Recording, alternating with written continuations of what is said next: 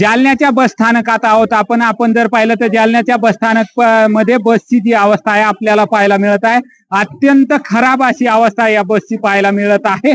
पूर्णतः ही बस जी आहे पूर्णतः फिटनेस सर्टिफिकेट या बसचं मिळालंच कसं असा देखील प्रश्न या ठिकाणी उपस्थित केला जात आहे। या अशा अनेक बसेस आपल्याला जालन्याच्या बस स्थानकामध्ये पाहायला मिळत आहे, जे पूर्णतः बसेस खराब झालेले आहेत। अत्यंत दुर्दैवी घटना होऊ शकते या बसमधून, आपल्याला असं देखील बोललं जात आहे। आपण जर पाहिलं तर या अशा बसेसमध्ये ज्या ठिकाणी 40 प्रवाशांची संख्या असते बसमध्ये बसण्याची 40 ते 50, मात्र या बसमध्ये 70 ते 80 प्रवासी या ठिकाणी घेऊन जातात। आपण जर पाहिलं तर अशा प्रकारची ही जी विंडोज आहे ही देखील आपल्याला पाहायला मिळत आहे। इमर्जन्सी विंडोज आहे, मात्र पूर्णतः खराब झालेली आपल्याला पाहायला मिळत आहे। इमर्जन्सी विंडोज मध्ये आपण जर पाहिलं तर अनेक बसचे या ठिकाणी टायर देखील खराब आहेत असे देखील आपल्याला पाहायला मिळत आहे।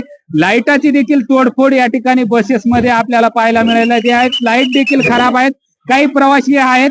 काय सांगाल, कुठून आलात तुम्ही? मी जाफराबाद मधून आलेलो आहे। आता मी बीडला जाणार आहे आणि बस सगळ्या सध्या खराब बसच आहे। ज्या खराब झाल्या असेल त्या सरकारनं जमा करून घ्यावे व प्रवाशांसाठी चांगल्या नव्या बसची व्यवस्था करावी ही माझी सरकारला नम्र विनंती। जय हिंद, जय महाराष्ट्र। काय सांगाल, कुठून आलात तुम्ही? बसेसची अवस्था पाहत आहे कशा प्रकारे? आता आलो आंबोड आलोय। बसची अवस्था म्हणजे फारच बेकार झाली आहे। वेळेवर बस लागत नाही, टायमिंगला बस येत नाही। जे असते त्या खराब बस असत्या कधी बंद पडतात, कधी चालू होतात। त्याच्यामुळं शासनाने लवकर दखल घेऊन चांगली व्यवस्था दर्जेदार बस जेव्हा तसे लोकांना फ्री सेवा दिली तसेच फ्री सेवा द्यायची असली चांगली द्यावा, जसं एखाद्याचा जीव घेण्यासारखी सेवा द्यावा नाही। काय सांगाल, कुठून आलात तुम्ही आणि काय मागणी आहे तुमची? मी आता आलेलो आहे शेवलीहून, परत शेवली जायचंय। बसचा टायमिंग होता 1चा, आता जवळपास 1:30 वाजले, म्हणजे अर्धा तास बस लेट झालेली आहे। आणि बसची जी प्रवासी क्षमता त्या मर्यादेपेक्षा जास्त बस भरली जाते।